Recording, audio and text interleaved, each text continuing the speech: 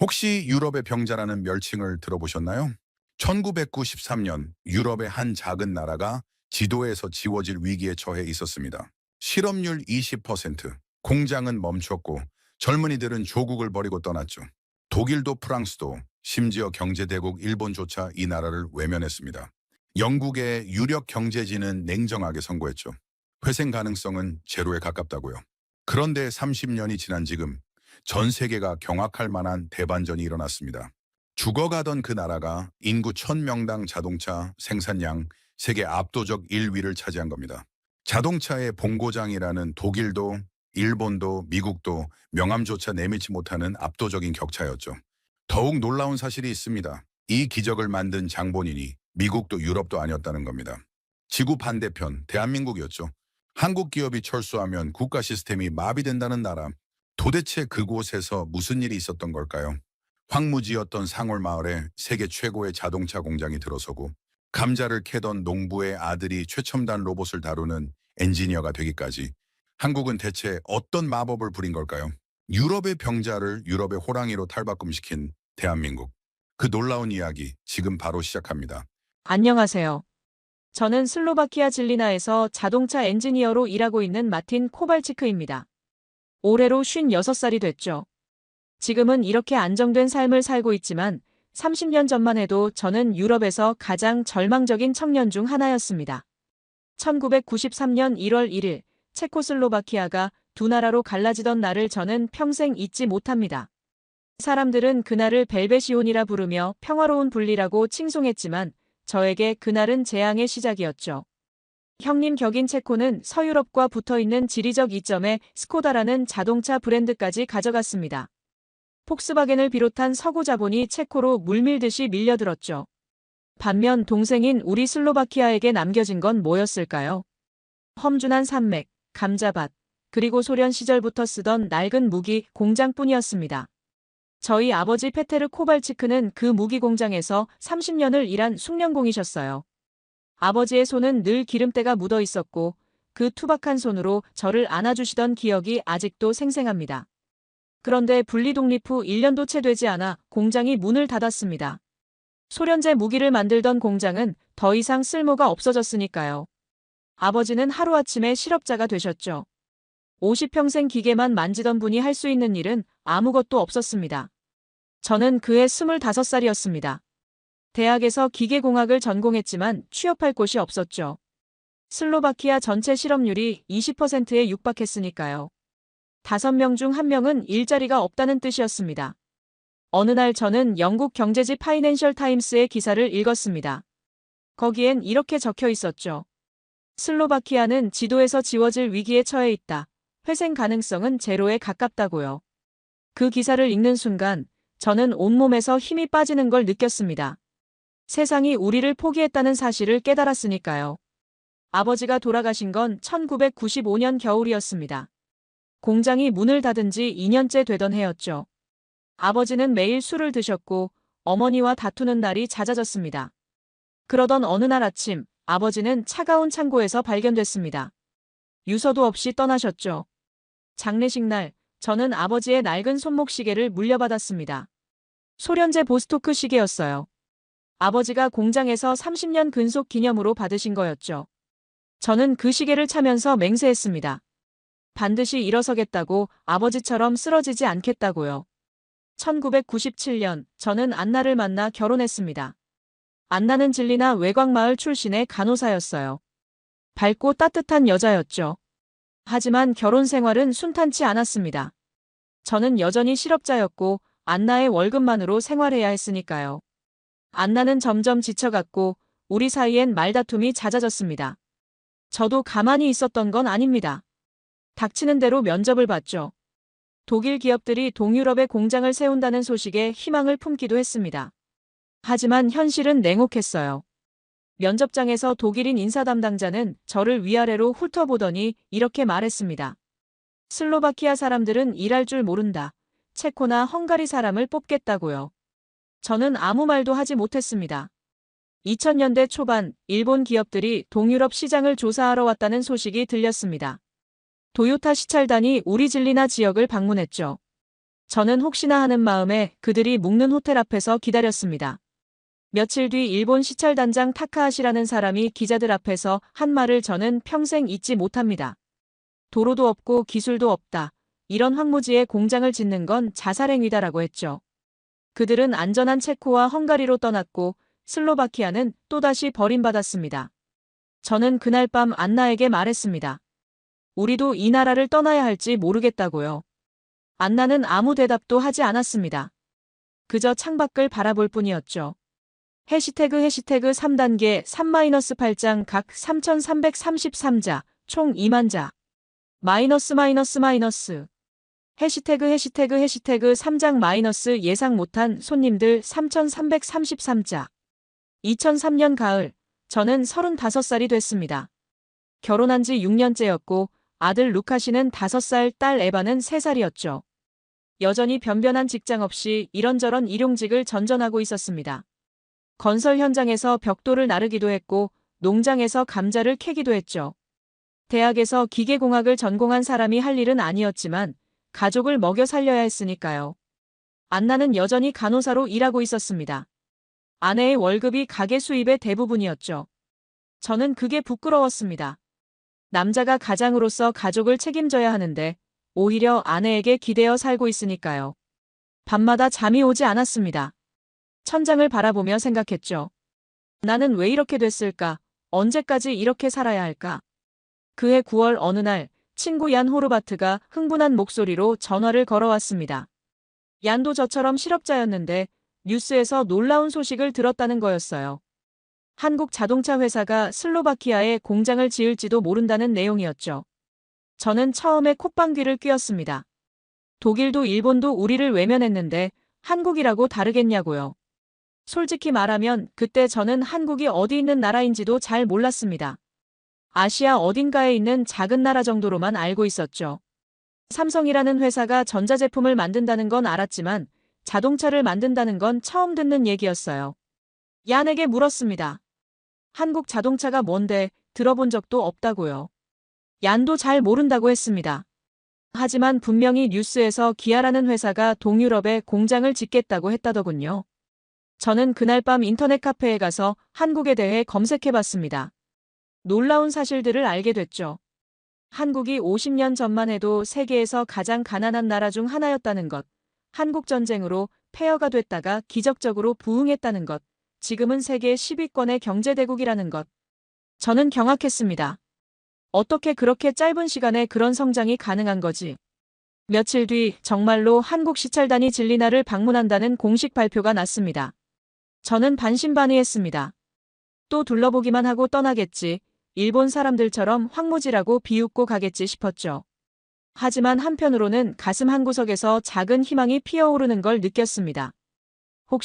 정말 혹시 이번엔 다를지도 모른다는 생각이었어요. 시찰단이 도착하던 날, 저는 일부러 휴가를 내고 현장으로 갔습니다. 멀리서 그들을 지켜보고 싶었거든요. 검은 양복을 입은 동양인들이 버스에서 내렸죠. 그들은 독일이나 일본 사람들과는 뭔가 달랐습니다. 고급 승용차를 타고 온 게 아니라 평범한 버스를 타고 왔고 표정도 거만하지 않았어요. 무엇보다 그들의 눈빛이 달랐습니다. 땅을 밟자마자 사방을 두리번거리는 게 아니라 진지하게 땅을 살피고 있었죠. 마치 이 땅에서 무언가를 찾으려는 사람들 같았습니다. 한 사람은 무릎을 꿇고 흙을 만져보기도 했어요. 일본 시찰단이 왔을 때는 차에서 내리지도 않고 창문으로만 훑어보고 갔는데 완전히 다른 모습이었죠. 나중에 알게 된 사실인데 그때 미쿨라시 주린다 총리가 협상단에게 사실상 백지위임장을 내밀었다고 합니다. 당신들이 원하는 건 뭐든지 들어주겠다. 땅을 공짜로 달라면 주겠다. 세금을 깎아달라면 없애주겠다. 고속도로가 없어서 안 된다면 산을 뚫어서라도 공장 앞까지 길을 놓겠다고 했다더군요. 그건 단순한 비즈니스 제안이 아니었습니다.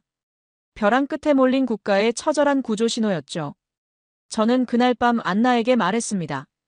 이번엔 뭔가 다른 것 같다고요. 안나는 여전히 시큰둥했습니다. 또 헛된 희망 품지 말라고 외국 기업들은 다 똑같다고 했죠. 저도 그 말이 맞을 거라고 생각했습니다. 하지만 그날 본 한국인들의 눈빛이 자꾸 떠올랐어요. 그들은 분명히 뭔가를 진지하게 고민하고 있었습니다. 시찰단이 떠난 뒤 몇 달간 아무 소식이 없었습니다. 저는 다시 일상으로 돌아갔죠. 건설 현장에서 일하고 농장에서 감자를 캐고 밤에는 아이들에게 동화책을 읽어주는 생활이었습니다. 루카 씨는 자동차 장난감을 좋아했어요. 저는 아들에게 말해줬습니다. 아빠가 언젠가 진짜 자동차 만드는 공장에서 일할 거라고요. 루카 씨는 눈을 반짝이며 물었죠. 정말이요? 저는 웃으며 대답했습니다. 정말이야, 꼭 그렇게 될 거야. 하지만 속으로는 확신이 없었습니다. 한국 자동차 공장 얘기는 점점 잊혀져 갔어요. 역시 또 실패했구나. 우리는 영원히 버림받은 땅이구나 싶었죠. 2004년 3월, 잊고 있던 소식이 느닷없이 터졌습니다.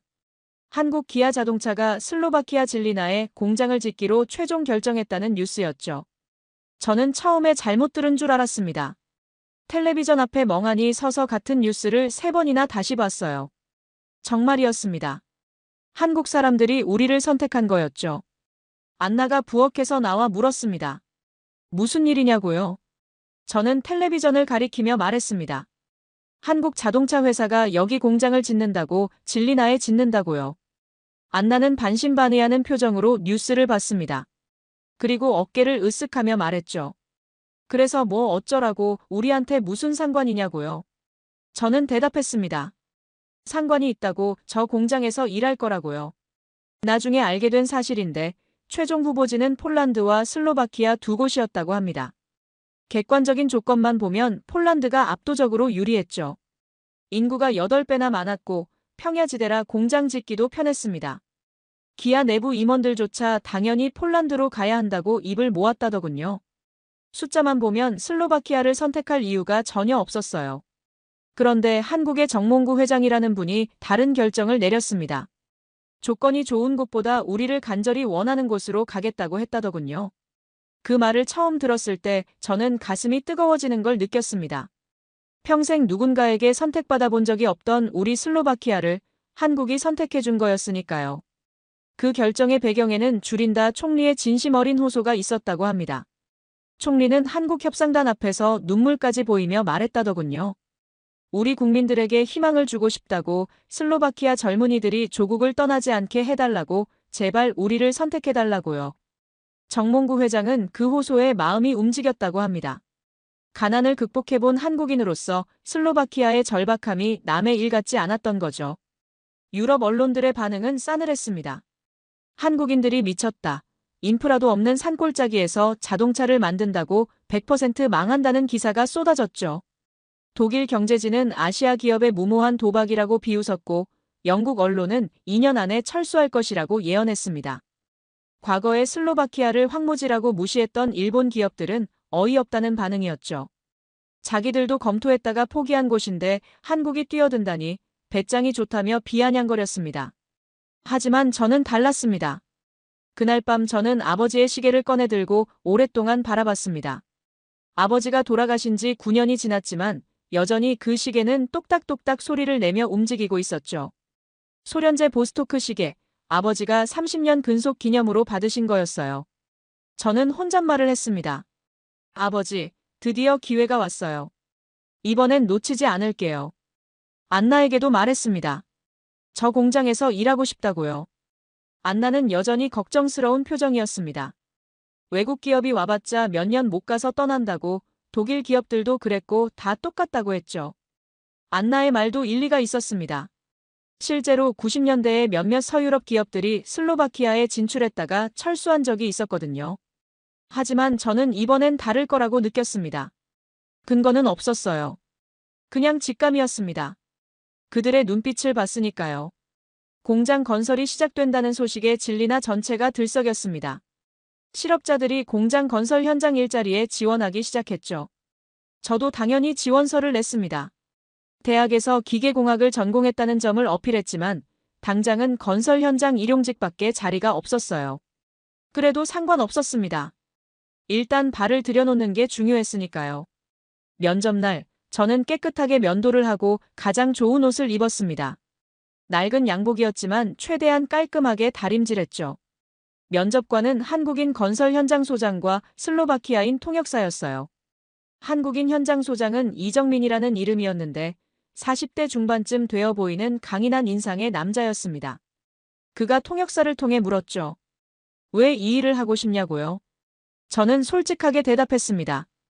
아버지가 공장에서 일하다 실직 후 돌아가셨다고, 저는 아버지처럼 되고 싶지 않다고, 이 공장이 성공해서 우리 가족이 다시 일어서고 싶다고요. 통역사가 제 말을 전하자 이정민 소장은 한참 동안 저를 바라봤습니다. 그의 눈에서 뭔가를 읽었어요. 동정이 아니라 존중 같은 것이었죠. 그리고 고개를 끄덕이더니 짧게 말했습니다. 내일부터 나오라고요. 저는 그날 밤 오랜만에 안나를 꼭 안았습니다. 드디어 시작이다. 이제 달라질 거라고 속삭였죠. 안나는 아무 말 없이 제 등을 토닥여줬습니다. 여전히 반신반의하는 눈빛이었지만 적어도 그날 밤만큼은 저를 응원해주는 것 같았어요. 2004년 5월, 저는 기아 슬로바키아 공장 건설 현장에 첫 출근을 했습니다. 현장은 진리나 외곽의 황량한 벌판이었죠. 예전에는 감자밭이었던 곳인데 이제는 거대한 공사장으로 변해 있었습니다. 포크레인이 땅을 파헤치고 트럭들이 자재를 실어 나르고 수백 명의 인부들이 분주하게 움직이고 있었죠.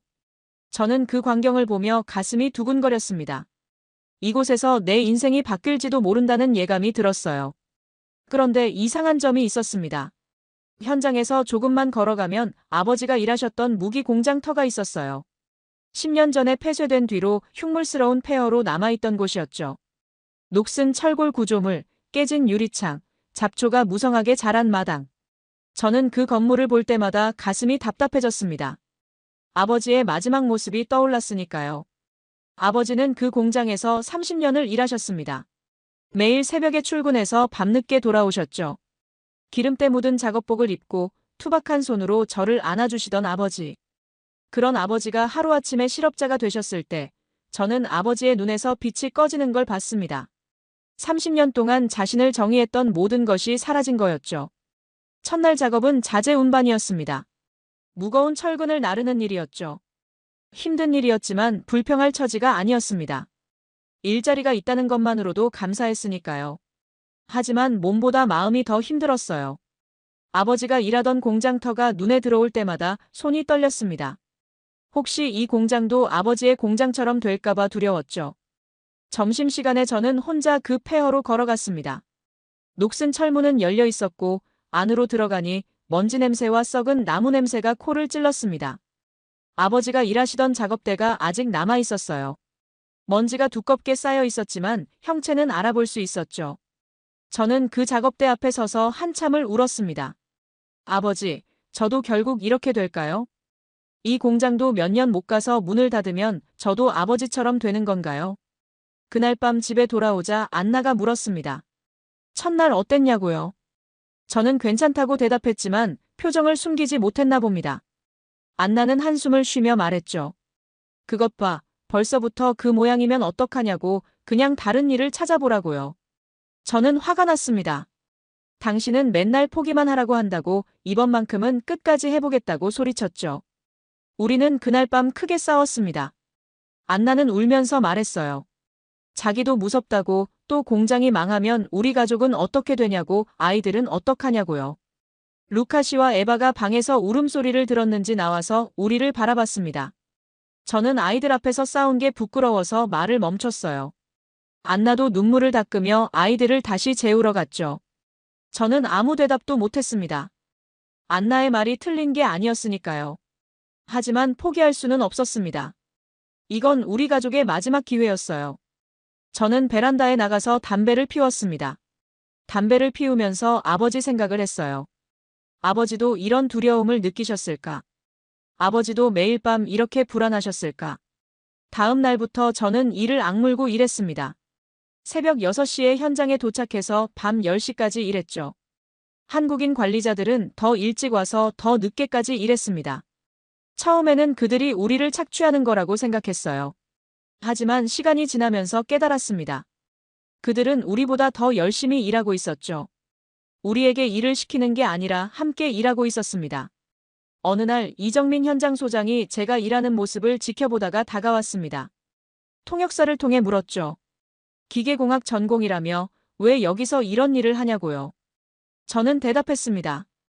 지금은 이 일밖에 없으니까요. 하지만 언젠가는 엔지니어로 일하고 싶다고요. 이정민 소장은 고개를 끄덕이더니 말했습니다. 열심히 해라. 기회는 스스로 만드는 거라고요. 그 말이 가슴에 박혔습니다. 기회는 스스로 만드는 것. 아버지는 기회를 만들지 못하셨어요. 시대가 아버지에게 그런 기회를 주지 않았죠. 하지만 저는 다릅니다. 지금 눈앞에 기회가 있어요. 이 기회를 반드시 잡아야 했습니다. 그날 밤 저는 아버지의 시계를 보며 다짐했어요. 반드시 기회를 만들겠다고, 아버지가 못 이룬 꿈을 제가 이루겠다고요. 시계는 여전히 똑딱똑딱 소리를 내며 움직이고 있었습니다. 마치 아버지가 저를 응원하는 것 같았어요. 기아 공장 건설 현장에서 일하면서 저는 한국인들의 일하는 방식에 엄청난 충격을 받았습니다. 유럽에서 이런 규모의 공장을 짓는 데는 보통 3, 4년이 걸립니다. 독일 기업들은 철저한 계획을 세우고 단계별로 천천히 진행하죠. 서류 작업만 몇 달씩 걸리고 모든 것이 완벽하게 준비된 후에야 착공합니다. 하지만 한국인들은 완전히 달랐어요. 이정민 현장 소장은 입버릇처럼 한국말로 뭔가를 외쳤는데 나중에 통역사에게 물어보니 빨리빨리라는 뜻이라고 하더군요. 빨리 하라는 말이었죠. 처음에는 그게 무례하게 느껴졌습니다. 왜 저렇게 재촉하지? 천천히 해도 되는데 싶었어요. 슬로바키아 인부들 사이에서도 불만이 있었습니다. 저 한국인들은 왜 저렇게 급하냐고, 사람을 기계 취급하는 거 아니냐고요. 하지만 곧 그 말의 진짜 의미를 깨달았습니다. 한국인들은 단순히 빨리 하라고 재촉만 하는 게 아니었어요. 그들이 먼저 빨리 움직였습니다. 이정민 소장은 새벽 5시에 현장에 나와서 밤 11시까지 일했죠. 관리자라면 사무실에서 지시만 내려도 되는데 그는 직접 현장을 뛰어다니며 문제를 해결했습니다. 한국에서 온 엔지니어들도 마찬가지였어요. 양복 입은 사람들이 흙바닥에 엎드려 배관을 점검하고 직접 망치를 들고 작업하는 모습을 보고 저는 눈을 의심했습니다. 독일이나 일본 기업에서는 상상도 못할 일이었죠. 그들은 관리자와 노동자를 철저하게 구분했으니까요. 하지만 한국인들은 달랐습니다. 그들에게는 그런 구분이 없는 것 같았어요. 그해 겨울은 유난히 추웠습니다. 영하 20도까지 내려가는 날도 있었죠. 유럽 건설 현장이라면 당연히 공사를 중단했을 겁니다. 동상 위험도 있고 콘크리트도 제대로 굳지 않으니까요. 노동법에도 극한 날씨에는 작업을 중단할 수 있다고 되어 있었습니다. 하지만 한국인들은 멈추지 않았어요. 어느 날 밤, 저는 야간 근무를 하고 있었습니다. 영하 18도의 혹한이었죠. 슬로바키아 인부들 대부분은 추위에 떨며 쉬엄쉬엄 일하고 있었어요. 모닥불 근처에서 손을 녹이느라 작업 속도가 느려졌죠. 그런데 한국인 엔지니어들은 불을 피워 콘크리트를 데우면서 밤새 작업을 계속했습니다. 저는 그 모습을 보고 경악했어요. 저들은 춥지 않은 건가? 인간이 아닌 건가? 옆에 있던 동료 얀이 말했습니다. 저 사람들 미친 거 아니냐고, 사람이 아니라 기계 같다고요. 저도 처음에는 그렇게 생각했습니다. 하지만 곧 다른 생각이 들었어요. 저들은 왜 저렇게까지 하는 걸까? 무엇이 저들을 저토록 몰아세우는 걸까 궁금해졌죠. 며칠 뒤 저는 용기를 내서 이정민 소장에게 물었습니다. 통역사를 통해 왜 이렇게 무리해서 일하냐고, 천천히 해도 되지 않냐고요. 이정민 소장은 잠시 생각하더니 대답했습니다. 그의 대답은 제 인생관을 바꿔놓았어요. 우리 한국도 예전에는 가난했다고요. 50년 전만 해도 세계에서 가장 못 사는 나라 중 하나였다고요. 전쟁으로 모든 게 파괴됐고 먹을 것도 없었다고요. 그때 우리 아버지 세대는 죽을 힘을 다해 일했다고요. 새벽부터 밤까지 추위도 더위도 상관없이 일했다고요. 중동 사막에서, 독일 탄광에서, 베트남 정글에서. 그렇게 해서 한강의 기적을 만들었다고요. 이정민 소장은 계속 말했습니다. 지금 우리가 하는 건 그 은혜를 갚는 거라고요. 우리가 받은 것을 다른 나라에 전해주는 거라고요. 슬로바키아가 어려운 상황인 거 안다고, 우리 한국도 똑같은 시절을 겪었다고, 그래서 더 열심히 하고 싶다고요. 저는 그 말을 듣고 가슴이 뜨거워졌습니다. 한국인들이 단순히 돈을 벌기 위해 여기 온 게 아니라는 걸 깨달았어요. 그들은 진심으로 이 공장을 성공시키고 싶어 했습니다.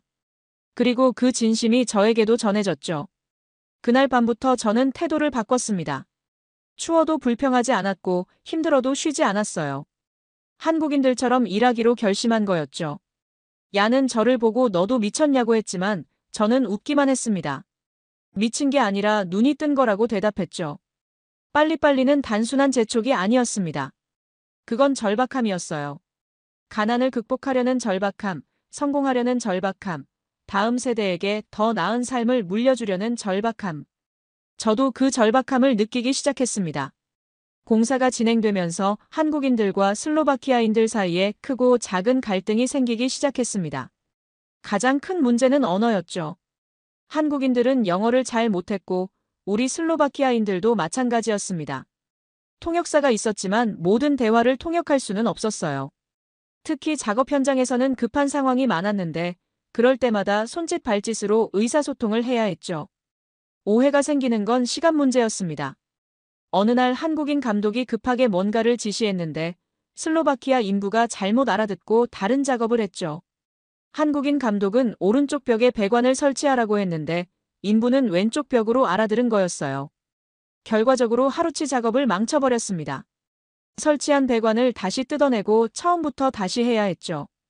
한국인 감독은 화를 냈습니다. 왜 말을 안 듣냐고 분명히 오른쪽이라고 했다고요. 슬로바키아 인부도 억울하다며 맞섰어요.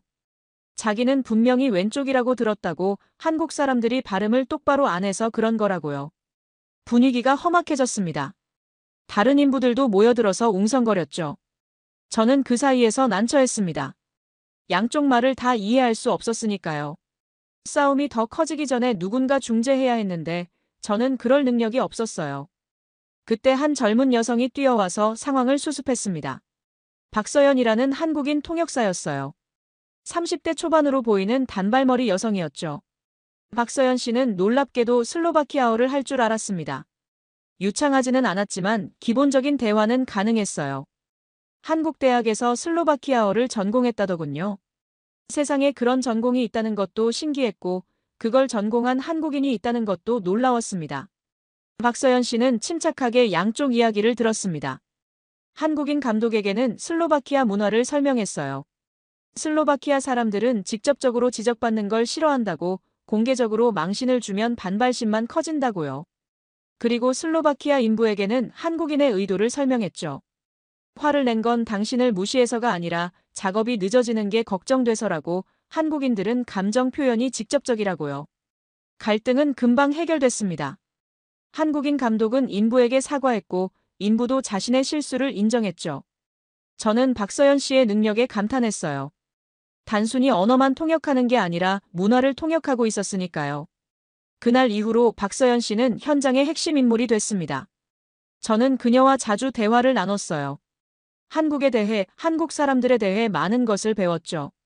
박서연 씨가 말해줬습니다. 한국인들이 왜 저렇게 급하게 일하는지, 한국인들이 왜 식사를 중요하게 생각하는지, 한국의 정이라는 문화가 뭔지요. 저는 그 말을 듣고 한국인 동료들과 점심을 함께 먹기 시작했습니다. 처음에는 어색했지만 점점 가까워졌죠. 한국 음식도 처음 먹어봤는데 김치라는 매운 채소 절임이 의외로 입에 맞았어요. 한국인들은 제가 김치를 맛있게 먹는 걸 보고 좋아했습니다. 하지만 외부에서 방해 공작이 들어왔습니다. 독일 폭스바겐의 동유럽 담당 이사 클라우스 밀러라는 자가 문제를 일으킨 거였죠. 그는 처음부터 기아의 슬로바키아 진출을 못마땅하게 여겼습니다. 폭스바겐은 이웃 체코의 대규모 공장을 가지고 있었는데 슬로바키아에 경쟁자가 생기는 게 싫었던 거예요. 클라우스는 슬로바키아 부품 업체들에게 압력을 넣었습니다. 기아의 부품을 공급하면 폭스바겐과는 거래를 끊겠다고 협박한 거였죠. 폭스바겐은 유럽 최대 자동차 회사였으니까요. 작은 부품 업체들이 감당할 수 있는 상대가 아니었습니다. 몇몇 업체들이 겁을 먹고 계약을 파기했어요. 공사에 차질이 생겼습니다. 저는 그 소식을 듣고 분노했습니다. 우리를 무시하던 자들이 이제는 방해까지 하다니요. 하지만 한국인들은 동요하지 않았어요. 이정민 소장은 담담하게 말했죠. 부품이 없으면 한국에서 가져오면 된다고, 우리는 포기하지 않는다고요. 그 말대로 한국에서 부품이 공수됐습니다. 현대모비스, 현대제철 같은 한국 기업들이 대거 슬로바키아에 진출하기 시작했죠. 저는 그때 깨달았습니다. 한국인들은 단순히 공장 하나만 짓는 게 아니었어요. 완전한 자동차 생태계를 만들고 있었던 겁니다. 2005년 12월 믿기 힘든 일이 일어났습니다. 공장이 완공된 거였죠. 착공한 지 불과 18개월 만이었습니다. 유럽 기준으로는 3, 4년 걸릴 공사를 절반도 안 되는 시간에 끝낸 거였어요. 전 세계 자동차 업계가 경악했습니다. 불가능하다고 미쳤다고 비웃던 사람들이 입을 다물지 못했죠. 완공식 날, 저는 현장에 서서 거대한 공장 건물을 올려다봤습니다. 1년 반 전만 해도 감자밭이었던 곳에 최첨단 자동차 공장이 우뚝 서 있었죠. 연면적 20만 평방미터가 넘는 거대한 건물, 최신 로봇 설비가 즐비한 생산 라인, 수천 명이 일할 수 있는 사무동. 저는 눈물이 났습니다. 제가 직접 벽돌을 나르고 철근을 옮긴 곳이었으니까요. 이 건물의 일부는 제 땀방울로 지어진 거였어요. 이정빈 소장이 다가와서 제 어깨를 두드렸습니다. 통역 없이 한국말로 뭔가를 말했는데 나중에 박서연 씨에게 물어보니 수고했다는 뜻이라고 하더군요. 저도 한국말로 대답하고 싶었지만 할 줄 아는 말이 없었어요. 그냥 고개를 숙여 인사했습니다. 이정빈 소장은 웃으며 제 손을 잡았죠. 말은 통하지 않았지만 마음은 통했습니다. 완공식에는 슬로바키아 주린다 총리도 참석했습니다. 수백 명의 귀빈과 기자들이 모인 자리였죠. 총리는 연설에서 이렇게 말했어요. 오늘은 슬로바키아 역사의 길이 남을 날이라고, 우리를 믿어준 한국에 감사한다고, 이제 슬로바키아는 다시 일어설 것이라고요. 저는 그 연설을 들으며 펑펑 울었습니다. 옆에 있던 얀도 울었고 슬로바키아 인부들 대부분이 울었어요. 총리는 정몽구 회장에게 감사의 선물을 전달했습니다. 슬로바키아 전통 공예품이었죠. 정몽구 회장은 답사에서 겸손하게 말했어요. 슬로바키아의 열정과 성실함이 이 기적을 만들었다고, 앞으로 함께 성장하자고요. 저는 그 말이 진심이라는 걸 알았습니다. 한국인들과 함께 일하면서 그들의 진심을 봤으니까요. 독일과 일본 언론들은 할 말을 잃었습니다. 불가능하다고 비웃던 일이 현실이 됐으니까요. 특히 황무지에 공장을 짓는 건 자살행위라고 했던 일본 기업들은 뒤늦게 땅을 치고 후회했어요. 그들이 외면한 땅에서 한국 기업이 성공을 일궈낸 거였죠. 하지만 이미 버스는 떠난 뒤였습니다. 완공 후 얼마 지나지 않아 저에게 뜻밖의 제안이 왔습니다. 품질관리팀 정식 직원으로 채용하겠다는 거였어요. 건설 현장 일용직에서 시작해서 정규직 엔지니어가 된 거였죠. 저는 처음에 잘못 들은 줄 알았습니다. 인사 담당자에게 3번이나 확인했어요. 인사 담당자가 설명해줬습니다. 이정민 소장이 저를 추천했다고요. 일하는 태도가 진지하고 기계공학 전공이니 품질 관리에 적합하다고 했다더군요. 또한 한국인들과 슬로바키아인들 사이에서 소통을 잘한다고, 앞으로 양쪽 문화를 연결하는 역할을 해달라고요. 저는 가슴이 벅차올랐습니다. 누군가가 저를 인정해준 거였어요. 품질관리팀에 배치된 첫날, 저는 최영수 팀장을 만났습니다. 40대 중반의 한국인으로 현대차 울산 공장에서 20년 넘게 품질 관리를 담당한 베테랑이었죠. 최 팀장은 완벽주의자였습니다. 작은 흠집 하나도 용납하지 않았어요. 처음에는 그의 기준이 너무 높다고 느꼈습니다. 유럽 기업이라면 통과시킬 수준도 그는 불합격 처리했죠. 하지만 그가 설명해줬습니다. 우리는 후발주자라고, 선발주자보다 2배 잘해야 인정받는다고, 품질에서 타협하면 끝이라고요. 그의 가르침은 엄격했지만 진심이 담겨 있었습니다. 야근을 할 때면 직접 커피를 타다 주기도 했고, 실수를 해도 윽박지르는 대신 다시 가르쳐줬죠. 저는 그에게서 기술만 배운 게 아니었습니다. 일하는 자세를, 프로페셔널의 정신을 배웠어요. 그해 연말, 저는 첫 월급을 받아들고 집으로 돌아갔습니다. 안나와 아이들 앞에서 월급 봉투를 내밀었죠. 안나는 처음에 믿지 않았어요. 봉투를 열어보고 나서야 눈이 휘둥그레졌습니다. 건설 현장 일용직의 3배가 넘는 금액이었으니까요. 저는 안나에게 말했습니다. 이제 시작이라고, 앞으로 더 잘 될 거라고요. 안나는 아무 말 없이 저를 안았습니다. 그리고 작은 목소리로 속삭였죠. 미안하다고, 당신을 믿지 못해서 미안하다고요. 저도 안나를 꼭 안으며 대답했습니다. 괜찮다고, 이제 우리 가족은 다시 일어설 거라고요. 루카 씨와 에바가 우리 사이에 끼어들어온 가족이 함께 안았습니다. 오랜만에 행복한 밤이었어요. 2006년부터 2007년까지는 제 인생에서 가장 행복한 시간이었습니다. 기아 슬로바키아 공장은 순조롭게 돌아갔고 저는 품질 관리팀에서 인정받는 엔지니어로 성장하고 있었죠. 월급도 꾸준히 올랐고 드디어 안나에게 제대로 된 집을 마련해 줄 수 있었습니다. 진리나 시내에 작은 아파트를 샀어요. 아이들도 좋은 학교에 다니게 됐죠. 하지만 행복은 오래가지 않았습니다. 2008년 미국에서 시작된 금융위기가 전 세계를 덮쳤어요. 리먼 브라더스라는 거대 투자은행이 파산했고 그 충격파가 유럽까지 밀려왔습니다. 자동차 시장은 직격탄을 맞았죠. 사람들이 차를 사지 않았어요. 돈이 없으니까요. 은행들은 대출을 중단했고 기업들은 줄줄이 무너졌습니다. 기아 슬로바키아 공장도 예외가 아니었습니다. 주문이 급감했어요. 한때 24시간 쉬지 않고 돌아가던 생산 라인이 절반 이상 멈췄죠. 공장 가동률이 50% 아래로 떨어졌습니다. 저는 매일 텅 빈 생산 라인을 보며 불안에 떨었어요. 이러다 공장이 문을 닫으면 어쩌지? 또다시 실업자가 되면 어쩌지? 직원들 사이에 해고 루머가 돌기 시작했습니다. 유럽의 다른 자동차 공장들이 대규모 정리해고를 단행하고 있었거든요. 독일 공장들도 프랑스 공장들도 수천 명씩 자르고 있었죠. 우리라고 다를 게 뭐가 있겠어요. 식당에서 동료들과 밥을 먹을 때면 다들 불안한 표정이었습니다. 누가 먼저 잘릴까? 내가 잘리면 어떡하지? 안나는 제 걱정을 눈치챘습니다. 어느 날 밤 안나가 말했어요. 그것 봐, 내가 뭘 했어. 외국 기업은 다 똑같다고 했잖아. 어려우면 버리고 떠난다고 했잖아. 저는 아무 대답도 못했습니다. 안나의 말이 맞을지도 몰랐으니까요. 한국 기업이라고 뭐가 다르겠어요. 결국은 돈이 안 되면 떠나겠죠. 그때 아버지 생각이 났습니다. 아버지도 이런 불안 속에서 사셨을 거예요. 공장이 문을 닫을지 모른다는 두려움, 가족을 먹여 살릴 수 없을지도 모른다는 공포. 아버지는 그 공포를 이기지 못하고 쓰러지셨죠. 저는 밤마다 악몽을 꿨습니다. 아버지가 나타나서 말하는 꿈이었어요. 너도 결국 나처럼 될 거라고. 2008년 11월 공장에 긴급 공지가 떴습니다.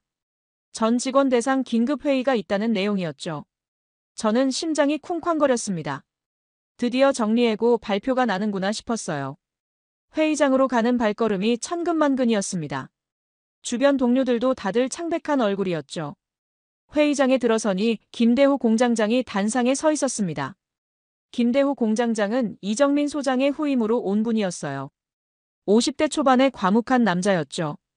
현대차 울산 공장에서 30년을 일한 베테랑이었습니다. 그는 마이크를 잡고 천천히 말하기 시작했어요. 여러분, 지금 상황이 어렵다는 건 다들 알고 있을 겁니다. 주문이 줄었고 생산도 줄었습니다. 하지만 저는 오늘 여러분에게 약속하고 싶은 게 있습니다. 우리는 단 한 명도 해고하지 않을 겁니다. 회의장이 술렁였습니다. 저도 귀를 의심했어요. 해고하지 않는다고요? 지금 이 상황에서요? 김대호 공장장은 계속 말했습니다. 대신 모든 직원의 임금을 20% 삭감하겠습니다. 저를 포함해서요. 경영진은 30% 삭감합니다. 이렇게 해서 위기를 함께 버텨내겠습니다. 한국 본사에서도 추가 지원을 약속했습니다. 우리는 여러분을 버리지 않습니다. 저는 그 말을 듣고 눈물이 났습니다. 해고 대신 임금 삭감. 독일 기업이었다면, 일본 기업이었다면 절대 하지 않았을 결정이었어요. 그들은 비용 절감을 위해 가장 먼저 사람을 자릅니다. 하지만 한국 기업은 달랐죠.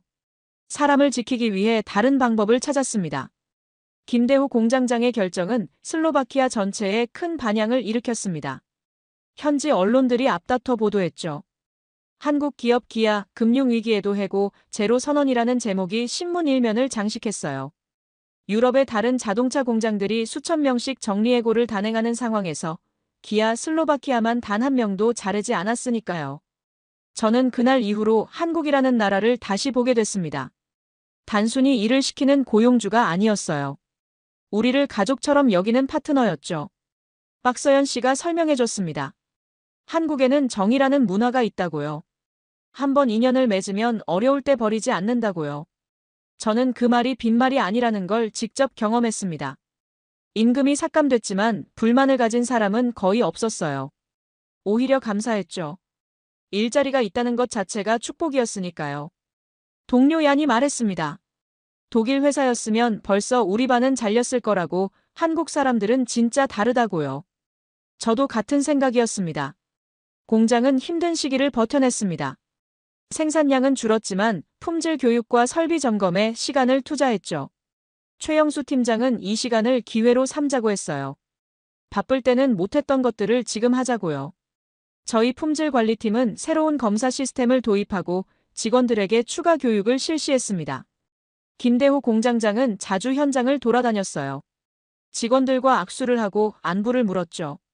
한국말로 힘내라고 말하면서요. 처음에는 그 말이 무슨 뜻인지 몰랐는데 박서연 씨가 알려줬어요. 힘을 내라, 포기하지 말라는 뜻이라고요. 저는 그 말을 마음에 새겼습니다. 그해 겨울, 김대호 공장장이 저를 따로 불렀습니다. 무슨 일인가 긴장했는데 뜻밖의 제안이었어요. 한국 울산 공장에서 3개월간 연수를 받아보지 않겠냐고요. 본사에서 슬로바키아 핵심 인력을 교육시키기로 했는데 제가 첫 번째 후보라고요. 저는 놀랐습니다.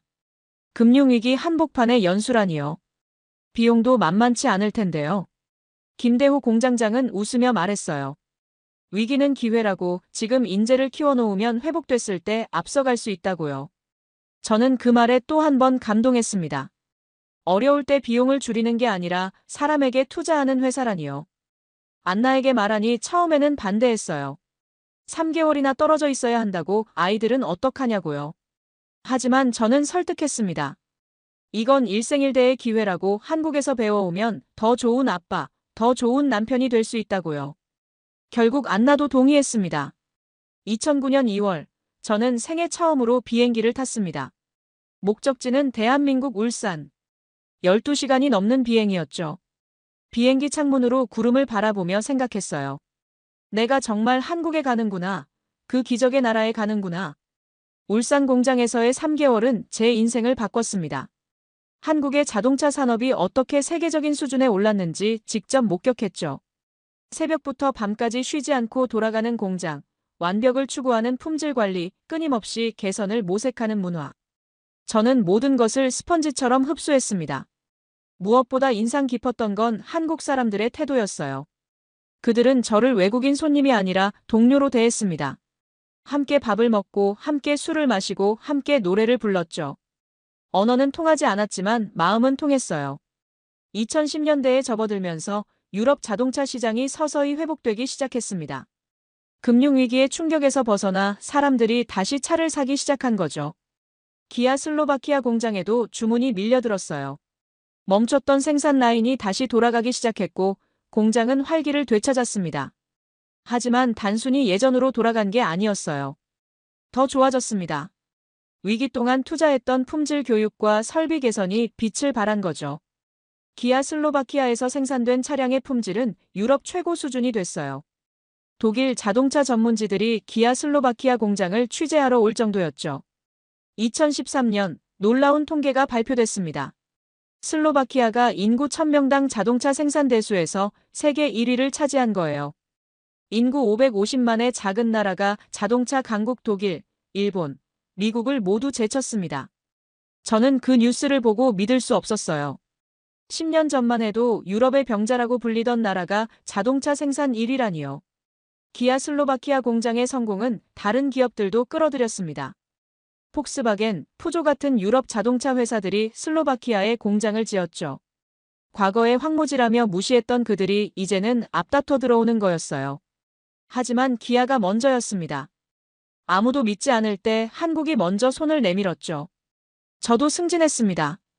품질관리팀 수석 엔지니어가 됐어요. 팀원 20여 명을 관리하는 자리였죠. 45살에 이룬 성과였습니다. 대학을 졸업하고 10년 넘게 실업자로 떠돌던 제가요. 안나는 제가 승진 소식을 전했을 때 펑펑 울었어요. 당신이 자랑스럽다고. 정말 고생했다고요. 아이들도 자랐습니다. 루카 씨는 15살 청소년이 됐고 에바는 13살이었죠. 루카 씨는 아버지처럼 엔지니어가 되고 싶다고 했어요. 공장에서 로봇을 다루는 일을 하고 싶다고요. 저는 아들의 꿈을 응원했습니다. 너라면 할 수 있다고. 아빠가 길을 닦아놓을 테니 더 높이 올라가라고요. 그 무렵 과거에 슬로바키아를 무시했던 일본 기업들이 뒤늦게 러브콜을 보내왔습니다. 도요타에서 저에게 스카우트 제안이 온 거예요. 기아에서 받는 연봉의 2배를 주겠다고 했죠. 예전에 황무지라며 떠났던 그들이 이제는 우리 인재를 빼가려고 하는 거였어요. 저는 단칼에 거절했습니다. 돈이 중요한 게 아니었어요. 한국 사람들이 아무도 안 믿을 때 저를 믿어줬습니다. 어려울 때 버리지 않고 함께 버텨줬죠. 그 은혜를 어떻게 잊을 수 있겠어요. 거절 소식을 들은 김대호 공장장이 저를 불렀어요. 고맙다고 하지만 더 좋은 조건이면 갔어도 됐다고요. 저는 웃으며 대답했습니다. 돈으로 살 수 없는 게 있다고, 저는 여기서 가족을 찾았다고요. 김대호 공장장은 제 손을 꽉 잡았습니다. 말없이요. 그것으로 충분했어요. 슬로바키아 언론들이 저를 인터뷰했습니다. 한국 기업에서 일하는 게 어떠냐고, 왜 일본 기업의 스카우트를 거절했냐고요. 저는 솔직하게 대답했어요. 한국 사람들은 다르다고, 그들은 우리를 단순한 노동력이 아니라 파트너로 대한다고, 그래서 저도 그들에게 충성하는 거라고요. 그 인터뷰가 나간 뒤 많은 슬로바키아 젊은이들이 기아에 지원했습니다. 한국 기업에서 일하고 싶다고요. 저는 뿌듯했어요. 제가 걸어온 길이 다른 사람들에게도 희망이 된 거니까요. 2019년 아들 루카 씨가 대학을 졸업했습니다. 브라티슬라바 공과대학에서 로봇공학을 전공했죠. 졸업식 날 저는 안나와 함께 객석에 앉아 아들이 학위를 받는 모습을 지켜봤어요. 눈물이 났습니다. 제가 대학을 졸업하고 10년 넘게 일자리를 찾아 헤맸던 기억이 떠올랐거든요. 하지만 루카 씨는 다를 거예요. 세상이 달라졌으니까요. 졸업 후 루카 씨는 기아 슬로바키아 공장에 지원했습니다. 저는 아들에게 아빠 회사라고 특별 대우를 기대하지 말라고 했어요. 실력으로 들어가야 한다고요. 루카 씨는 고개를 끄덕이며 말했죠. 알아요, 아빠. 저는 제 힘으로 할 거예요. 면접 날 저는 일부러 다른 팀에 가 있었습니다. 아들 면접에 영향을 주고 싶지 않았거든요. 나중에 인사팀에서 연락이 왔어요. 루카 씨가 합격했다고요. 면접관들이 뛰어난 기술 지식과 열정에 감탄했다고 하더군요. 저는 그 소식을 듣고 혼자 화장실에 가서 울었습니다. 아버지의 시계를 꺼내 들고요. 아버지, 보이세요? 손자가 기아에 들어갔어요. 루카 씨는 로봇 설비팀에 배치됐습니다. 최신 로봇 시스템을 관리하는 부서였죠. 처음에는 서로 어색했어요. 아버지와 아들이 같은 회사에 다니니까요. 저는 아들에게 회사에서는 아빠라고 부르지 말라고 했습니다. 코발치크 씨라고 부르라고요. 루카 씨도 저를 그렇게 불렀죠. 그해 한국에서 새로운 엔지니어가 왔습니다. 정하늘이라는 20대 후반의 젊은 친구였어요. 한국 본사에서 파견된 로봇공학 전문가였죠. 그는 루카 씨와 같은 팀에 배치됐습니다. 나이도 비슷하고 전공도 같았어요. 처음에는 언어 장벽 때문에 소통이 어려웠습니다. 하지만 젊은이들은 적응이 빨랐죠. 그들은 영어와 손짓, 그리고 기술 도면으로 대화했어요. 며칠 지나지 않아 둘은 친구가 됐습니다. 퇴근 후에 함께 맥주를 마시러 다니더군요. 어느 날 저녁 루카 씨가 정하늘을 집으로 데려왔습니다. 한국 음식을 대접하고 싶다고 안나에게 부탁했는데 안나가 기꺼이 준비해줬어요. 비록 정통 한국 음식은 아니었지만 정하늘은 맛있게 먹어줬습니다. 정하늘은 서투른 영어로 말했어요. 슬로바키아 가족에게 초대받은 건 처음이라고 정말 감사하다고요. 저는 정하늘을 보며 예전 이정민 소장을 떠올렸습니다. 15년 전 저에게 기회를 줬던 그분. 지금 정하늘이 제 아들에게 같은 역할을 하고 있었죠. 한국에서 슬로바키아로 이어지는 기술의 다리, 그 다리가 세대를 넘어 이어지고 있었어요. 딸 에바도 변화를 겪었습니다. 에바는 어릴 때부터 박서연 씨와 친했어요. 박서연 씨가 한국어를 가르쳐줬거든요. 에바는 한국 드라마와 케이팝에 빠져들었고 대학에서 한국어를 전공하기로 결심했습니다. 2020년 에바가 한국 유학을 떠났습니다. 서울에 있는 대학에서 한국어와 통역을 공부하기로 한 거죠. 공항에서 작별할 때 안나는 펑펑 울었어요. 저도 눈물을 참기 힘들었죠. 하지만 에바는 밝게 웃었습니다. 걱정 마세요. 잘할 수 있어요. 아빠가 한국 사람들과 잘 지내는 거 보고 배웠으니까요. 에바가 떠난 뒤 집이 조용해졌습니다. 하지만 슬프지는 않았어요. 자녀들이 각자의 길을 찾아가고 있으니까요. 루카 씨는 기아에서, 에바는 한국에서. 우리 가족의 이야기가 새로운 장으로 넘어가고 있었습니다. 안나가 어느 날 밤 말했어요. 당신이 옳았다고, 한국 기업을 믿은 게 옳았다고요. 저는 안나를 안으며 대답했습니다. 우리가 함께 견뎠으니까 가능했다고요. 2020년대에 접어들면서 슬로바키아는 완전히 다른 나라가 됐습니다. 유럽의 병자라는 멸칭은 사라졌고 대신 타트라의 호랑이라는 별명이 붙었죠. 타트라 산맥 아래 웅크리고 있다가 힘차게 도약한 호랑이. 그게 바로 우리 슬로바키아였어요. 숫자가 모든 것을 증명했습니다. 슬로바키아 전체 산업 생산의 50%가 자동차에서 나왔고 전체 수출의 46%가 자동차였죠. 인구 1000명당 자동차 생산 대수는 198대로 세계 압도적인 1위를 유지하고 있었습니다. 2위 체코와도 더블 스코어에 가까운 격차였어요. 기아 슬로바키아 공장만 해도 직접 고용 인원이 4,000명이 넘었고 협력업체까지 합치면 2만 명 이상이 공장과 연결된 일자리에서 일하고 있었습니다. 진리나 지역 경제의 중심이 된 거죠. 예전에 감자를 캐던 농부들의 자녀들이 이제 세계 최고 수준의 로봇을 다루는 엔지니어가 됐습니다. 2024년 저는 유럽 자동차 산업 포럼의 연설자로 초청받았습니다. 독일 프랑크푸르트에서 열리는 큰 행사였죠. 유럽 각국의 자동차 업계 관계자 수백 명이 모이는 자리였어요. 저는 처음에 거절하려고 했습니다. 대중 앞에서 연설한다는 게 부담스러웠거든요. 하지만 김대호 공장장이 설득했어요. 슬로바키아의 기적을 세계에 알려야 한다고, 당신이 적임자라고요. 연설 당일 저는 단상에 서서 객석을 바라봤습니다. 수백 명의 시선이 저를 향하고 있었죠. 그 중에는 낯익은 얼굴들도 있었어요. 30년 전 슬로바키아를 황무지라며 비웃던 독일 기업인들, 자살행위라며 떠났던 일본 기업인들. 그들이 이제 제 이야기를 들으러 온 거였습니다. 저는 천천히 말하기 시작했습니다. 30년 전 저는 실업자였습니다. 대학을 졸업하고도 일자리를 찾지 못했죠. 아버지는 공장 폐쇄 후 돌아가셨고 저는 유럽에서 가장 절망적인 청년 중 하나였습니다. 그때 한국 기업이 왔습니다. 아무도 믿지 않을 때, 아무도 투자하지 않을 때 그들은 우리를 선택했습니다. 객석이 조용해졌습니다. 저는 계속 말했어요. 한국 사람들은 단순히 공장만 지은 게 아닙니다. 그들은 우리에게 희망을 줬습니다. 일하는 법을 가르쳐줬고 품질의 중요성을 알려줬고 포기하지 않는 법을 보여줬습니다. 금융위기 때 다른 기업들이 수천 명을 해고할 때 한국 기업은 단 한 명도 자르지 않았습니다. 그게 한국입니다. 그게 우리가 성공한 이유입니다. 연설이 끝나자 기립박수가 쏟아졌습니다. 저는 눈물을 참으며 단상을 내려왔어요. 연설 후 많은 사람들이 다가와 악수를 청했습니다. 그 중에는 클라우스 밀러도 있었어요. 예전에 기아의 슬로바키아 진출을 방해했던 독일 폭스바겐의 이사였죠. 클라우스는 어색하게 웃으며 말했습니다. 과거에 신뢰를 했다고, 그때 자신이 틀렸다고요. 저는 그의 손을 잡으며 대답했습니다. 과거는 과거일 뿐이라고, 앞으로 함께 협력하자고요. 그가 고개를 끄덕였습니다.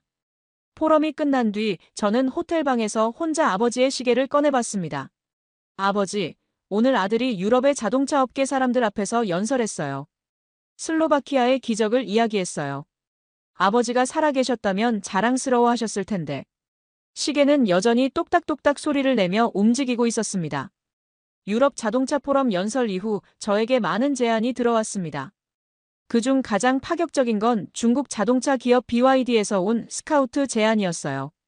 중국은 전기차 시장에서 빠르게 성장하고 있었고 유럽 진출을 위해 경험 많은 인력을 찾고 있었죠. 그들은 저에게 기아에서 받는 연봉의 3배를 제안했습니다. 솔직히 말해서 흔들렸어요. 3배라니요. 그 돈이면 안나와 함께 편안한 노후를 보낼 수 있었습니다. 손자 손녀들에게도 좋은 것을 해줄 수 있었죠. 저는 며칠 동안 고민했습니다. 안나에게도 말하지 않고 혼자 끙끙 앓았어요. 그때 김대호 공장장의 은퇴식 소식이 들려왔습니다. 김대호 공장장은 65살이 됐고 한국으로 돌아가기로 결정한 거였죠. 슬로바키아에서만 15년을 보낸 분이었습니다. 금융위기 때 해고 제로를 선언했던 그분, 저에게 한국 연수 기회를 줬던 그분이 떠나는 거였어요. 은퇴식은 공장 강당에서 열렸습니다. 수백 명의 직원들이 모였죠. 김대호 공장장은 단상에 서서 담담하게 인사했어요. 슬로바키아에서의 15년이 인생에서 가장 행복한 시간이었다고, 여러분과 함께 일할 수 있어서 영광이었다고요. 그리고 저를 불렀습니다. 마틴 코발치크 수석 엔지니어, 앞으로 나와주세요. 저는 놀라며 단상으로 올라갔어요. 김대호 공장장은 제 손을 잡고 말했습니다. 마틴은 제가 처음 만났을 때 건설 현장 일용직이었습니다. 하지만 그의 눈에서 저는 불꽃을 봤습니다. 가족을 위해, 나라를 위해 무엇이든 하겠다는 불꽃을요. 그 불꽃이 오늘의 마틴을 만들었습니다. 객석에서 박수가 터져나왔습니다. 저는 눈물이 났어요. 김대호 공장장은 제 귀에 대고 작은 목소리로 속삭였습니다. 중국 제안받은 거 알고 있다고, 하지만 결정은 본인 몫이라고, 어떤 선택을 하든 존중하겠다고요. 저는 그날 밤 집에 돌아와서 오래 생각했습니다. 아버지의 시계를 손에 들고요. 돈이 중요한가, 의리가 중요한가? 답은 이미 정해져 있었어요. 다음 날 저는 중국 기업에 정중하게 거절 의사를 전했습니다. 그리고 김대호 공장장을 찾아갔어요. 말씀드릴 게 있습니다. 저는 기아에 남겠습니다. 돈보다 중요한 게 있다는 걸 여기서 배웠으니까요. 유럽이 우리를 포기했을 때 손 잡아준 건 한국이었습니다. 그 은혜를 잊지 않겠습니다. 김대호 공장장은 웃으며 제 손을 잡았습니다. 알고 있었다고, 마틴이라면 그렇게 할 줄 알았다고요. 그리고 덧붙였죠. 고맙다고, 슬로바키아에 당신 같은 사람이 있어서 한국인으로서 자랑스럽다고요. 저는 그 말에 또 울었습니다. 제가 한국인들에게 감사한 만큼 그들도 저에게 감사하고 있었던 거예요. 그게 진정한 파트너십이었습니다. 돈으로 맺어진 관계가 아니라 마음으로 맺어진 관계. 그래서 20년이 넘게 이어질 수 있었던 거죠. 김대호 공장장이 한국으로 떠나던 날, 저는 공항까지 배웅했습니다. 출국장 앞에서 그는 저에게 작은 상자를 건넸어요. 열어보니 한국 전통 도장이었습니다. 제 이름이 한글로 새겨져 있었죠.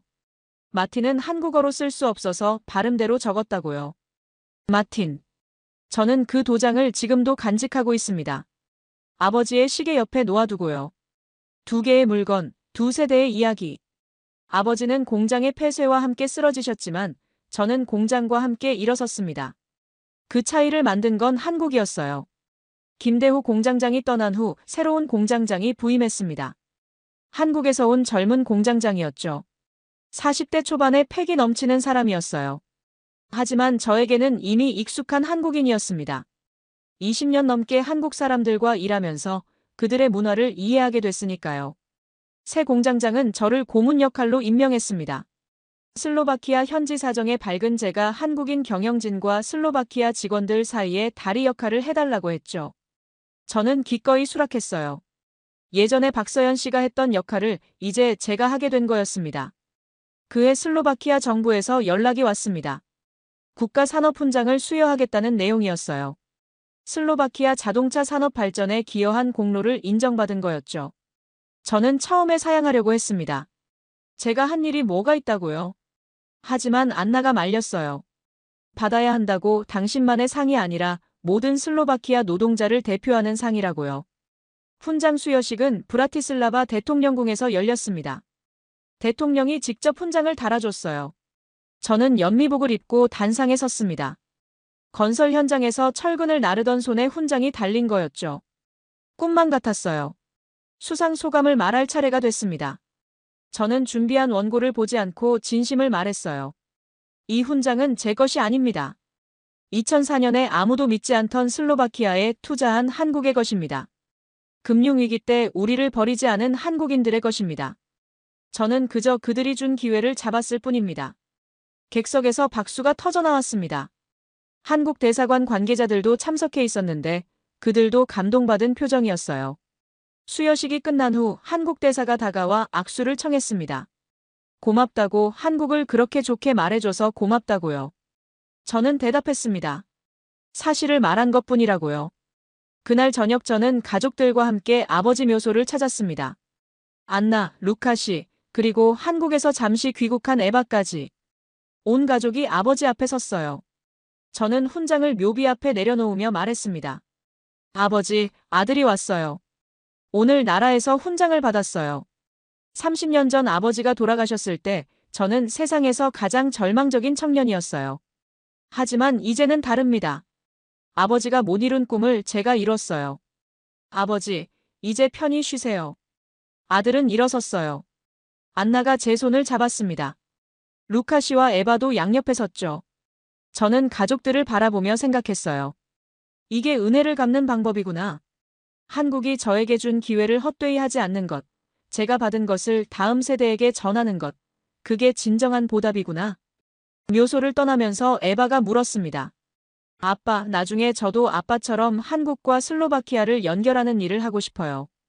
할 수 있을까요? 저는 딸의 머리를 쓰다듬으며 대답했습니다. 물론이지, 너라면 아빠보다 더 잘할 수 있어. 에바는 밝게 웃었습니다. 그 웃음을 보며 저는 확신했어요. 우리 가족의 이야기는 끝나지 않았다고, 새로운 세대가 이어갈 거라고요. 2025년 자동차 업계에 거대한 변화가 밀려왔습니다. 전기차 시대가 본격적으로 열린 거죠. 유럽연합은 2035년부터 내연기관 자동차 판매를 금지하겠다고 선언했고, 모든 자동차 회사들이 전기차 전환에 뛰어들었습니다. 기아 슬로바키아도 예외가 아니었어요. 본사에서 대규모 투자를 결정했죠. 기존 생산 라인을 전기차 전용으로 전환하고 새로운 설비를 도입하기로 한 거였습니다. 20년 전 공장을 처음 지을 때만큼이나 큰 프로젝트였어요. 저는 처음에 걱정이 됐습니다. 내연기관 자동차를 20년 넘게 만들어 온 저희가 전기차를 만들 수 있을까요? 완전히 다른 기술이니까요. 엔진 대신 배터리, 변속기 대신 모터. 새로 배워야 할 것들이 산더미였습니다. 하지만 한국인들은 동요하지 않았어요. 새 공장장은 단호하게 말했습니다. 2004년에 황무지에서 공장을 지었잖아요. 그때도 불가능하다고 했지만 해냈잖아요. 이번에도 해낼 겁니다. 새로운 파트너도 등장했습니다. LG 에너지 솔루션이 슬로바키아에 배터리 공장을 짓기로 한 거예요. 기아 공장에서 차로 30분 거리에 세계 최대 규모의 배터리 생산 시설이 들어서게 됐죠. 한국 기업들이 또다시 슬로바키아를 선택한 거였습니다. 저는 전기차 전환 프로젝트의 품질 관리 총괄을 맡게 됐습니다. 마지막 큰 프로젝트가 될 거라고 생각했어요. 은퇴 전에 후배들에게 물려줄 수 있는 성과를 남기고 싶었죠. 루카 씨도 프로젝트에 참여했습니다. 아들은 로봇 설비팀에서 전기차 생산 라인 설계를 담당하게 됐어요. 아버지와 아들이 같은 프로젝트에서 일하게 된 거죠. 처음에는 어색했지만 시간이 지나면서 자연스러워졌습니다. 어느 날 루카 씨가 제 사무실로 찾아왔어요. 아빠, 질문이 있어요. 20년 전에 이 공장을 지을 때도 이렇게 힘들었어요? 저는 웃으며 대답했습니다. 더 힘들었지. 그때는 정말 아무것도 없었으니까. 하지만 우리는 해냈어. 이번에도 해낼 거야. 루카 씨는 고개를 끄덕였습니다. 그리고 말했죠. 아빠가 자랑스러워요. 아빠가 걸어온 길 덕분에 제가 여기 있을 수 있는 거잖아요. 저도 아빠처럼 되고 싶어요. 저는 아들을 바라보며 가슴이 뭉클해졌어요. 전기차 생산 라인 전환 공사는 순조롭게 진행됐습니다. 한국에서 새로운 기술진이 파견됐고 슬로바키아 엔지니어들은 열심히 배웠죠. 예전처럼 언어 장벽이 문제가 되기도 했지만 이제는 극복하는 방법을 알고 있었습니다. 함께 밥을 먹고 함께 술을 마시고 함께 문제를 해결하면 되는 거였어요. 2026년 봄, 첫 번째 전기차가 생산 라인에서 굴러나왔습니다. 저는 그 차를 보며 2005년 첫 자동차가 생산됐을 때를 떠올렸어요. 그때도 이렇게 가슴이 뛰었죠. 20년이 지났지만 감동은 변하지 않았습니다. 새 공장장이 제 어깨를 두드렸어요. 코발치크 씨, 수고하셨습니다. 저는 웃으며 대답했습니다. 아직 끝나지 않았어요. 더 좋은 차를 만들어야죠. 2027년 기아 슬로바키아 공장 설립 23주년을 앞두고 저는 특별한 초대를 받았습니다. 한국 본사에서 슬로바키아 핵심 인력들을 한국으로 초청한 거예요. 20년 전 잠깐 연수를 갔던 적은 있지만 이번에는 정식 방문이었죠. 일주일 동안 한국의 자동차 산업을 둘러보고 본사 임원진과 만남을 갖는 일정이었습니다. 인천공항에 도착했을 때 저는 감회가 새로웠습니다. 20년 전 처음 한국에 왔을 때는 두렵고 설레는 마음뿐이었어요. 지금은 달랐습니다. 제 인생을 바꿔준 나라에 당당하게 방문하는 거였으니까요. 첫 번째 일정은 울산 현대차 공장 방문이었습니다. 세계 최대 규모의 자동차 생산 단지였죠. 저는 거대한 공장을 둘러보며 입을 다물 수가 없었어요. 슬로바키아 공장도 크다고 생각했는데 울산 공장은 차원이 달랐습니다. 안내를 맡은 한국인 직원이 공장의 역사를 설명해줬어요. 이 땅도 예전에는 아무것도 없었다고요. 50년 전에는 작은 어촌 마을이었다고요. 하지만 한국 사람들이 피땀을 흘려 지금의 공장을 만들었다고요. 저는 그 말을 듣고 슬로바키아와 비슷하다고 생각했어요. 황무지에서 시작해서 세계적인 공장을 만든 것. 그게 한국과 슬로바키아의 공통점이었습니다. 다음 날은 서울 시내를 둘러봤습니다. 한강변을 걸으면서 가이드가 한강의 기적에 대해 설명해줬어요. 한국 전쟁 후 폐허가 된 나라가 어떻게 세계 10위권 경제대국으로 성장했는지요. 저는 그 이야기를 들으면서 눈물이 났습니다. 한국 사람들도 우리처럼 가난했구나. 우리처럼 절망했구나. 하지만 그들은 포기하지 않았어요. 죽을 힘을 다해 일해서 기적을 만들어냈죠. 그리고 그 기적을 우리 슬로바키아와 나눠준 거예요. 그게 진정한 나눔이었습니다. 마지막 날 저녁 본사 임원진과의 만찬이 있었습니다. 회장님도 참석하셨어요. 회장님은 제 손을 잡고 말씀하셨습니다. 슬로바키아에서 20년 넘게 일해주셔서 감사합니다. 코발치크 씨 같은 분들이 있어서 우리 기아가 유럽에서 성공할 수 있었습니다. 저는 감격해서 말을 잇지 못했어요. 겨우 입을 열어 대답했습니다. 감사한 건 저입니다. 한국이 우리 슬로바키아를 살렸습니다. 저 개인도 살렸고요. 제가 받은 은혜는 평생 잊지 못할 겁니다. 만찬이 끝난 후 호텔방에서 한강을 바라봤습니다. 한강에서 다뉴브까지 두 강이 연결되어 있는 것 같았어요. 한국의 기적이 다뉴브 강변에 슬로바키아까지 흘러온 거였죠. 저는 그 강물을 바라보며 다짐했습니다. 남은 인생 동안 이 인연을 소중히 하겠다고요. 한국을 떠나는 날 공항에서 작은 선물을 샀습니다. 한국 전통 부채였어요. 태극 문양이 그려진 예쁜 부채였죠. 안나에게 줄 선물이었습니다. 안나는 한 번도 한국에 와본 적이 없었으니까요. 언젠가 안나와 함께 한국에 오고 싶었어요. 제 인생을 바꿔준 나라를 안나에게도 보여주고 싶었습니다. 한국에서 돌아온 후 저는 많은 것을 정리하기 시작했습니다. 57살이 된 지금 은퇴까지 얼마 남지 않았다는 걸 알고 있었으니까요. 남은 시간 동안 해야 할 일들이 있었어요. 첫 번째로 한 일은 아버지의 시계를 아들에게 전달하는 것이었습니다. 어느 날 저녁 저는 루카 씨를 집으로 불렀어요. 안나와 에바도 함께 자리했죠. 저는 서랍에서 아버지의 시계를 꺼냈습니다. 30년 넘게 간직해온 소련제 보스토크 시계였어요. 루카 씨, 이 시계는 할아버지가 공장에서 30년 근속 기념으로 받으신 거야.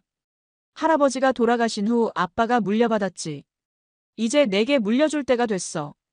루카 씨는 시계를 받아들며 눈시울을 붉혔습니다. 아빠, 이건 아빠에게 소중한 거잖아요. 제가 받아도 돼요? 저는 고개를 끄덕였습니다. 할아버지는 공장의 폐쇄와 함께 쓰러지셨어. 하지만 아빠는 공장과 함께 일어섰지. 그리고 이제 내가 그 다음 장을 써야 해. 이 시계가 너에게 힘이 되길 바란다. 루카 씨는 시계를 가슴에 품었습니다. 안나와 에바도 눈물을 흘렸죠. 저는 그 순간 오랜 짐이 내려놓아지는 걸 느꼈어요. 아버지에 대한 죄책감, 살아남았다는 부채감. 30년 동안 저를 짓눌렀던 그것들이 마침내 사라지는 것 같았습니다. 두 번째로 한 일은 안나와 화해하는 것이었습니다. 물론 우리는 오래전에 화해했지만 완전한 화해는 아니었어요. 제가 기아에서 일하기로 결정했을 때 안나가 얼마나 힘들었는지 저는 충분히 이해하지 못했거든요. 어느 날 밤 저는 안나에게 말했습니다. 미안해. 당신이 반대할 때 내가 너무 완고했어. 당신도 무서웠을 텐데 내 생각만 했어. 안나는 제 손을 잡았습니다. 나도 미안해. 당신을 믿지 못해서. 하지만 당신이 옳았어. 당신 덕분에 우리 가족이 여기까지 올 수 있었어. 우리는 서로를 안았습니다. 30년 결혼 생활 중 가장 따뜻한 포옹이었어요. 세 번째로 한 일은 클라우스 밀러와 완전히 화해하는 것이었습니다. 예전에 기아의 슬로바키아 진출을 방해했던 독일인이었죠. 유럽 자동차 포럼에서 악수를 나눈 후에도 마음 한구석에는 앙금이 남아 있었어요. 클라우스가 슬로바키아에 출장 왔을 때 저는 그를 저녁 식사에 초대했습니다. 슬로바키아 전통 음식을 대접했죠. 식사 중에 클라우스가 말했어요. 과거에 내가 틀렸다. 한국 기업을 무시했고 슬로바키아도 무시했다. 하지만 당신들이 증명했다. 진짜 실력이 뭔지를. 저는 고개를 끄덕였습니다. 과거는 과거야. 지금 중요한 건 앞으로 함께 어떻게 갈 것인가야. 우리 모두 유럽 자동차 산업의 미래를 위해 협력해야 해. 클라우스는 웃으며 제 손을 잡았습니다. 동의한다고요. 그날 이후 우리는 진짜 친구가 됐어요. 마지막으로 일본 기업 타카하시에게서 편지가 왔습니다. 30년 전 슬로바키아를 황무지라며 떠났던 그 사람이었죠. 그는 이미 은퇴했지만 제 이야기를 듣고 편지를 보내왔어요. 당신의 성공을 축하한다. 그리고 사과한다. 30년 전 우리가 틀렸다. 당신들의 잠재력을 보지 못했다. 한국인들은 그걸 받고 그래서 성공했다. 배울 점이 많다.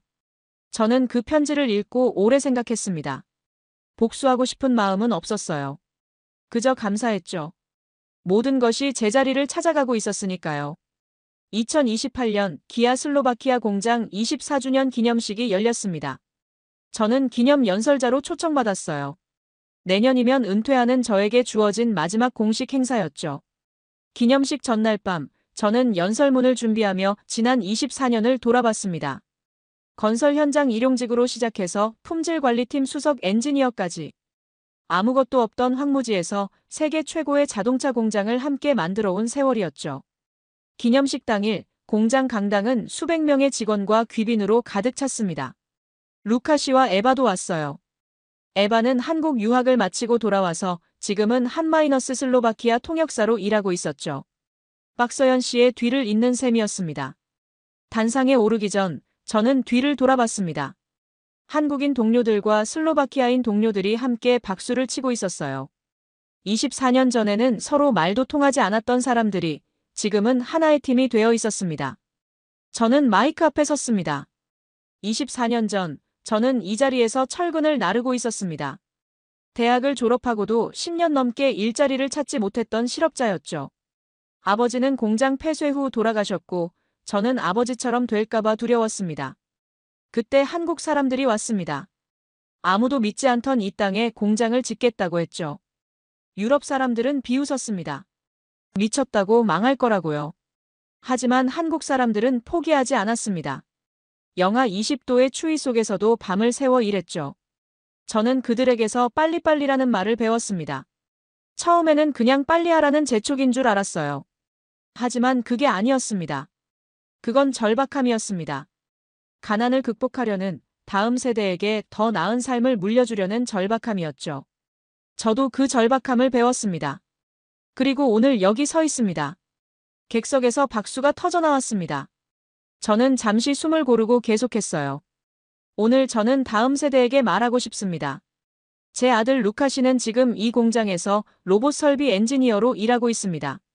제 딸 에바는 한마이너스 슬로바키아 통역사로 두 나라를 연결하고 있죠. 그들이 제가 받은 것을 이어가고 있습니다. 한국이 우리에게 준 것은 단순히 일자리가 아닙니다. 그들은 우리에게 자존심을 줬습니다. 유럽의 병자라는 멸칭 대신 타트라의 호랑이라는 별명을 갖게 해줬죠. 그 은혜를 우리는 다음 세대에 전해야 합니다. 젊은 동료 여러분, 여러분은 이 기적의 다음 장을 쓸 사람들입니다. 제가 걸어온 길이 여러분의 시작점이 되길 바랍니다. 한국 사람들에게 배운 것처럼 포기하지 마세요.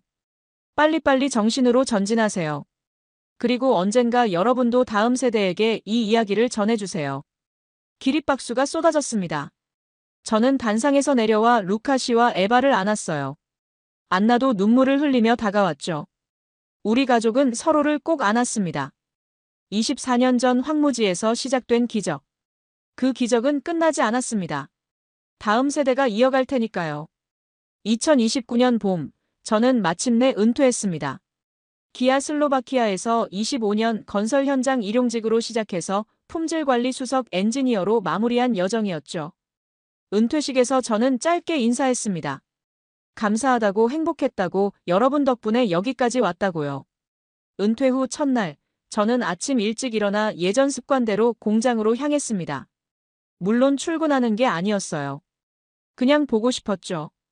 25년을 함께한 곳이니까요.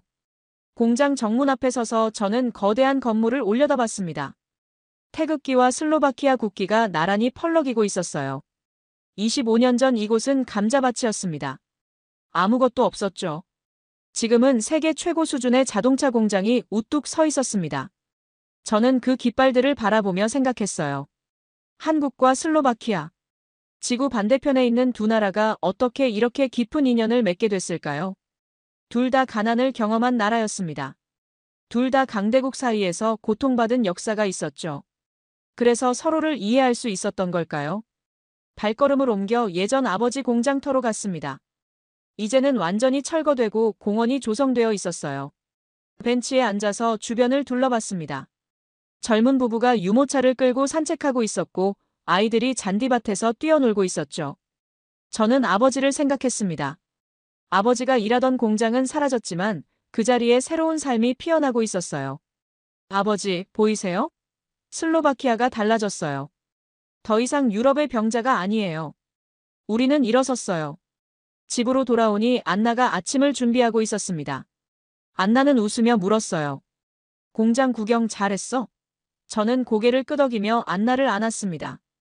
고맙다고 30년 넘게 함께 해줘서 고맙다고요. 며칠 후 가족 모임이 있었습니다. 루카 씨와 그의 아내 에바와 그녀의 남자친구, 그리고 안나와 저. 온 가족이 모인 자리에서 루카 씨가 발표를 했어요. 아내가 임신했다고요. 손자가 태어나는 거였습니다. 저는 너무 기뻐서 루카 씨를 얼싸안았습니다. 안나는 펑펑 울었죠. 에바도 함께 울었고요. 새로운 생명이 태어난다. 우리 가족의 이야기가 또 한 장을 넘기는 거였습니다. 저는 루카 씨에게 말했어요. 아들아, 내 아이에게 이 이야기를 꼭 전해줘. 할아버지가 어떻게 시작했는지, 한국 사람들이 어떻게 우리를 도와줬는지, 우리가 어떻게 일어섰는지. 이 이야기가 계속 이어지게 해줘. 루카 씨는 고개를 끄덕였습니다. 약속할게요, 아빠. 밤이 되어 저는 베란다에 나와 하늘을 올려다봤습니다. 별들이 반짝이고 있었어요.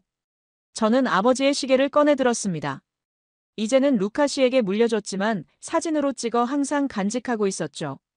아버지, 아들이 잘 살았어요. 손자도 곧 태어나요. 우리 가족은 계속될 거예요. 아버지가 못 이룬 꿈을 제가 이뤘고 제가 못 이룰 꿈은 루카 씨가 이룰 거예요. 그게 삶이잖아요. 그게 희망이잖아요. 한국 사람들이 가르쳐준 것이 있습니다. 포기하지 않으면 기적은 일어난다고요. 저는 그 기적을 직접 경험했습니다. 황무지에서 세계 최고의 공장이 세워지는 걸 봤고 유럽의 병자가 유럽의 호랑이가 되는 걸 봤죠. 그리고 이제 저는 알아요. 기적은 끝나지 않았다는 걸. 다음 세대가, 그 다음 세대가 계속 이어갈 테니까요. 한국이 슬로바키아에 준 것. 그건 공장이 아니었어요. 희망이었습니다. 자존심이었습니다. 미래였습니다. 우리는 그 은혜를 잊지 않을 겁니다. 영원히요.